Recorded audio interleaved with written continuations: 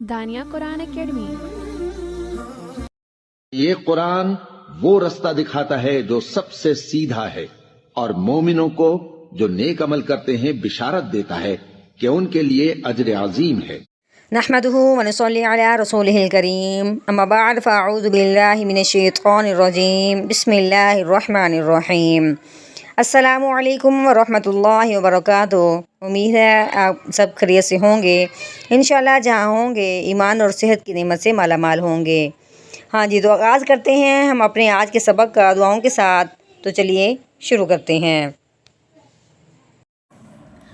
اللہم صلی علی سیدنا و مولانا محمد وعلی آل سیدنا وعلى آل سيدنا ومولانا محمد وبارك وسلم۔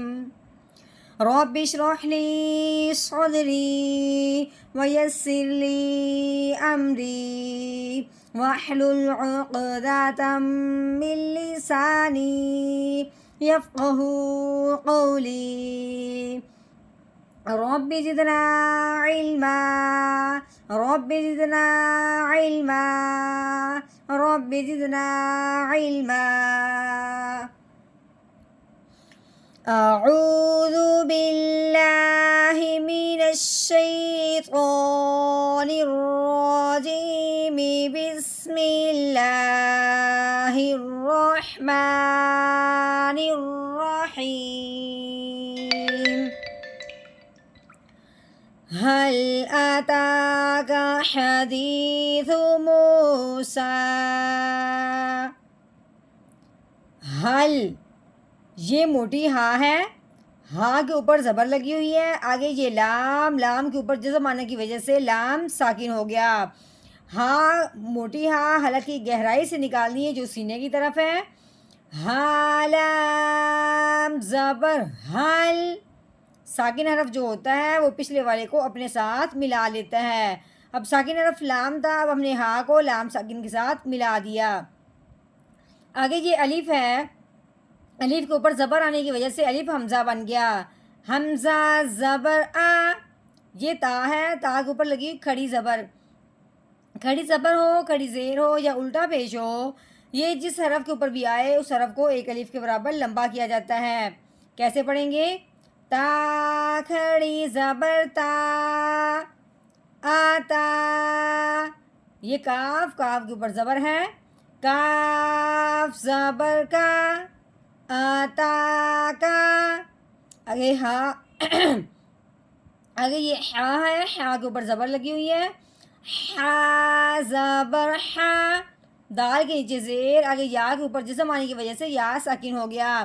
یہاں پہ یا ساکن پہ قاعدہ جاری ہو رہا ہے، لیکن جاننا یہ ہے کہ کون سا جاری ہو رہا ہے کہ جب جزم آئے یا کے اوپر تو وہ یا ساکن ہو، یا ساکن سے پہلے حرف پہ جب زیر آ جائے، یا ساکن سے پہلے حرف پہ جب زیر ہو تو اس یا ساکن پہ مد کا قاعدہ جاری ہوتا ہے۔ اب مد کا مطلب کیا ہے؟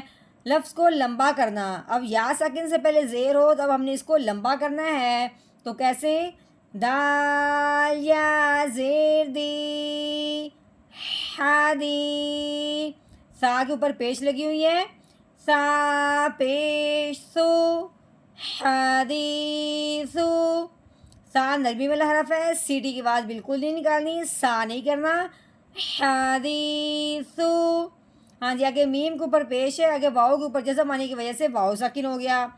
اب جزم آئی واؤ کے اوپر، جب واؤ ساکن ہوا تب واؤ ساکن پہ بھی قاعدہ جاری ہو رہا ہے، لیکن کون سا؟ تو اس سے پہلے جانتے ہیں کہ واؤ ساکن سے پہلے حرف پہ کیا راو آیا ہے، یعنی کہ زبر ہے یا زیر ہے یا پیش ہے۔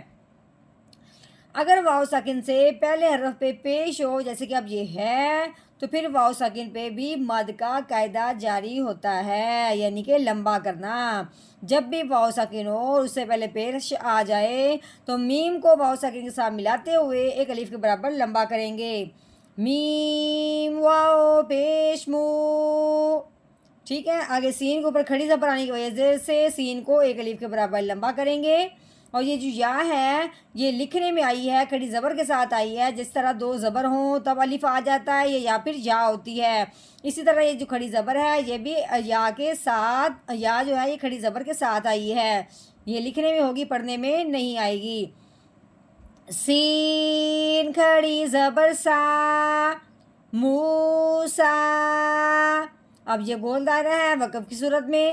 اب وقف کی وجہ سے جو آخر والا حرف ہے اب اس میں کچھ تبدیلی نہیں ہوگی کیونکہ یہ پہلے کھڑی زبر ہے، اس میں کوئی فرق نہیں پڑے گا۔